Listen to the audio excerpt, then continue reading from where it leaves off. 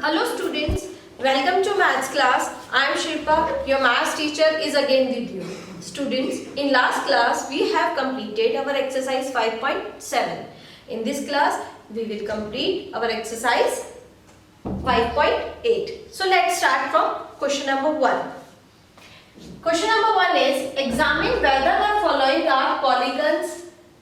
आपको एग्जामिन करना है जो ये गिवन फिगर्स है क्या ये पॉलीगन है. If any one among them is not, say why. अगर इनमें से कोई पॉलीगन नहीं है तो क्यों नहीं है उसका रीजन भी देना है. तो स्टूडेंट्स आपको पता है कि पॉलीगन्स क्या होते हैं. पॉलीगन एक क्लोज फिगर होता है जो लाइन सेगमेंट से मिलकर बना होता है, ठीक है, जिसमें कोई भी कर्व नहीं होता और स्ट्रेट लाइन सेगमेंट्स का हम यूज करते हैं और वो फिगर भी क्या होना चाहिए, क्लोज होना चाहिए. तो फर्स्ट फिगर आप जब देख रहे हैं तो आपको पता लग रहा होगा कि ये फिगर क्लोज नहीं है. देखिए ये ओपन फिगर है तो हम इसका आंसर में क्या लिखेंगे, नो. अब क्यों है ये, because it is not close.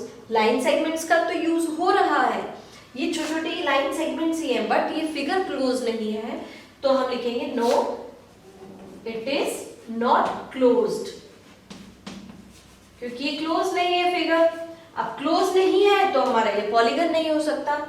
B part को देखते हैं. बी पार्ट में देखिए आप, ये क्या है, एक पॉलीगन ही है. देखो हम इस पॉलीगन में हमने लाइन सेगमेंट्स का ही यूज किया है. सेकेंड थिंग, ये क्लोज फिगर भी है तो क्या लिखेंगे हम इसका answer, yes, because close figure with made up of line segment. Line segments, एक ये क्लोज फिगर है और किससे बना है, लाइन सेगमेंट से ये बना है. तो इसी तरीके से क्वेश्चन नंबर 1 के जो रिमेनिंग पार्ट्स हैं आप इजीली कर सकते हैं. Question number 2 is name each polygon. आपको इन पॉलीगन्स का नेम देना है, ठीक है. तो जब पॉलीगन्स के हम लोग टाइप सीखते हैं तो सबसे जो फर्स्ट टाइप होता है वो होता है हमारा ट्राइंगल, जिसमें 3 साइड लाइन सेगमेंट्स होती है. तो देखिए अब ए पार्ट को अगर हम देखेंगे तो 1 2 3 4. अब ये 4 साइडेड है तो 4 साइडेड पॉलीगन क्या होता है, क्वाड्रिलेटरल. तो हम इसका क्या नेम लिखेंगे, क्वाड्रिलेटरल. क्लियर. इस फिगर को देखते हैं, 3 साइडेड पॉलीगन है तो ये है हमारा ट्राइंगल, तो हम इसका नाम लिखेंगे ट्राइंगल. नेक्स्ट 1 2 3 4 5 साइडेड पॉलीगन हमारा होता है पेंटागन, तो हम इसका नेम देंगे पेंटागन. डी पार्ट में देखते हैं, देखो 1 2 3 4 5 6 7 8 साइडेड पॉलीगन होता है हमारा ऑक्टागन. क्लियर. नेक्स्ट नीचे लिखा हुआ है make 2 more examples of each of these. आपको इनके और 2 एग्जांपल्स ऐसे बनाने हैं. जैसे अब क्वाड्रिलेटरल है, क्वाड्रिलेटरल में हमने प्रीवियस क्लास में भी सीखा था कि रेक्टेंगल्स, स्क्वायर्स, पैरेललोग्राम सब क्वाड्रिलेटरल है तो आप उस शेप में बना सकते हैं. अब ये ट्राइंगल, अगर जैसे सपोज मैंने ये ट्राइंगल बनाया है तो ये अगर राइट एंगल ट्राइंगल अगर हम लेते हैं तो हम scalene triangle, isosceles triangle, equilateral triangle, उस तरीके की शेप्स में ट्राइंगल डिफरेंट बना देना. पेंटागन को डिफरेंट शेप्स में बना देना, मींस इरेगुलर कर देना, इक्वल साइड्स नहीं हो, जैसे ये भी इरेगुलर ही है हमारा. तो इसी तरीके से और भी ऑक्टागन बना सकते हैं और उनकी नेमिंग करना चाहे तो नेम भी दे सकते हैं. तो ठीक है, आप इस तरीके से और इनके बना सकते हैं. Now let's move question number 3. Question number 3 is draw a rough sketch of a regular hexagon. एक रेगुलर हेक्सागन का आपको रफ स्केच ड्रॉ करना है. Connecting any 3 of its vertices. इनके वर्टिसेस को आपने कनेक्ट करना है.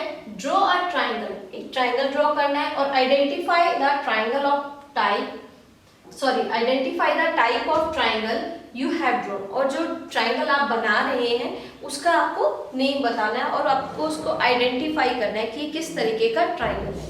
तो सबसे पहले हमें हेक्सागन बनाना है regular. Regular hexagon means number of sides होंगे हमारे पास 6. तो देखो इस तरीके से रेगुलर हेक्सागन बनाना है.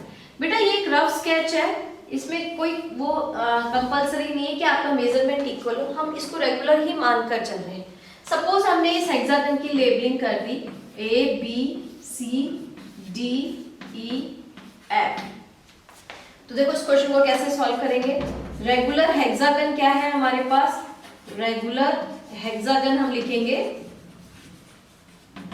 A B C D E F, ठीक है। उसके बाद बोला connecting any three of its vertices, vertices को कनेक्ट करना है। जैसे मान लो मैंने 3 वर्टिसेस ले ली, इसको इस तरीके से आपस में कनेक्ट कर दिया, तो ये क्या बना, मेरा एक ट्राइंगल बना, और उसने बोला भी है कि ट्राइंगल बनेगा। अब इस ट्राइंगल को नेम देना है। बेटा एक चीज नोटिस करो, रेगुलर हेक्सागन है तो इट मींस नंबर ऑफ जितनी भी साइड्स है हमारे पास 6 वो इक्वल होंगी, इक्वल है। अब इस ट्राइंगल में ये 2 साइड्स इक्वल हो गई, ये इक्वल नहीं है, तो जिस ट्राइंगल की 2 साइड्स इक्वल होती है तो उस ट्राइंगल का नेम होता है आइसोस्सीलियस ट्राइंगल। तो हमारे पास ट्राइंगल कौन सा बना, ट्राइंगल है ABF इज एन आइसोस्सीलियस ट्राइंगल। जो ट्राइंगल बनेगा हमारे पास कौन सा बनेगा, आइसोस्सीलियस ट्राइंगल। क्लियर। तो इसी तरीके से क्वेश्चन नंबर जो 4 है आप वो इजीली कर सकते हैं। उसमें आपको ऑक्टागन बनाना है, नंबर ऑफ साइड्स होती है उसकी 8। जिस तरीके से आपको वो क्वेश्चंस कहे उसके अकॉर्डिंग आपको उसमें ड्रॉ करना है। Clear. Now let's move question number 5। Question number 5 क्या है, अ diagonal is a line segment. Diagonal क्या होता है, एक लाइन सेगमेंट होता है that joins any 2 vertices of the polygon, जो क्या करता है 2 वर्टाइसेस को जॉइन करता है किसी भी पॉलीगन की। Is not the side of the polygon, वो उस पॉलीगन की साइड नहीं हो सकती। जैसे देखो अगर हम बात करें इस पेंटागन सॉरी हेक्सागन में, तो BF एक डायगोनल भी होगा। क्यों, क्योंकि ये 2 वर्टाइसेस को क्या कर रहा है, ज्वाइन कर रहा है, लेकिन ये लाइन सेगमेंट नहीं ले रहे हम, इसको नहीं लेंगे, लेकिन ये अपोजिट वर्टाइसेस को क्या कर रहा है, ज्वाइन कर रहा है। तो draw a rough sketch of a pentagon and draw it's diagonals. आपको क्या करना है, एक पेंटागन ड्रॉ करना है, रफ स्केच बनाना है। तो देखो इसका अगर हम पेंटागन बनाएंगे तो इस तरीके से बनेगा, और इसके नेमिंग दे देते हैं हम A B C D E। ये एक पेंटागन है 5 साइडेड। अगर हमें इसके डायगोनल्स बनाने तो देखो इस तरीके से हम ज्वाइन कर सकते हैं, इस तरीके से हम ज्वाइन कर सकते हैं, और इस तरीके से हमें ज्वाइन कर सकते हैं। ठीक है। अब हमारे पास डायगोनल्स क्या आएंगे, डायगोनल के नेम क्या क्या होंगे।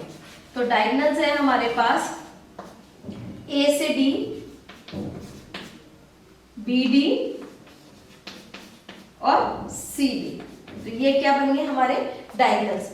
आपको draw rough sketch of polygon and draw it's triangles. क्या और भी पॉसिबिलिटीज हैं ट्रायंगल की, ये देखो क्या ये भी हमारा डायगोनल बन सकता है। हाँ, तो हम क्या लिखेंगे, CE भी लिख सकते हैं। क्लियर। तो इस तरीके से आपको क्वेश्चंस को सॉल्व करना है। जो क्वेश्चन नंबर 4 है आप वो इजीली कर सकते हैं। I hope you got all the concept. In this class we have completed this exercise. In next class we will start our new exercise, exercise 5.9. Still if you have any doubt, any query, you can contact me. Thank you students.